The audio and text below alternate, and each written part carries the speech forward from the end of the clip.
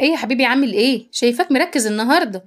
اهو يا ماما، بذاكر ساينس وبحاول احفظ كل حاجة. ايه ده معقول؟ طب انت عارف ان في طرق كتير ممكن تخليك تفتكر كل حاجة من غير ما تحفظ؟ بجد؟ طب ازاي؟ اول حاجة لازم تفهم واسأل نفسك ليه الحاجة دي بتحصل وازاي بتشتغل، هتلاقي نفسك فاكرها بسهولة. بس في حاجات لازم تتحفظ. اكيد، بس بدل ما تحفظ صفحات كتير لخص المعلومة، رخصها في رسمة صغيرة كده عشان مخك بيحب الصور اكتر من الكلام. تمام، بس لو نسيت؟ جرب تحل اسئلة كتير زي give reason what happened، دي هتساعدك اكتر انك تفتكر. حلو قوي. كده اكون خلاص وعمري ما انسى اي حاجة. لا، ناقص حاجة مهمة جدا. ايه تاني؟ أهم حاجة تراجع كل يوم، اقرأ الدرس كأنك بتقرأ بوست على فيسبوك.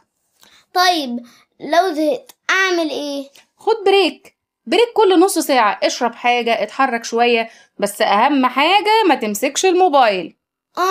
فهمت. يعني حضرتك عاوزاني افضل اشتغل طول اليوم، مش كده؟ لا يا سيدي، أنا عاوزة دماغك هي اللي تشتغل.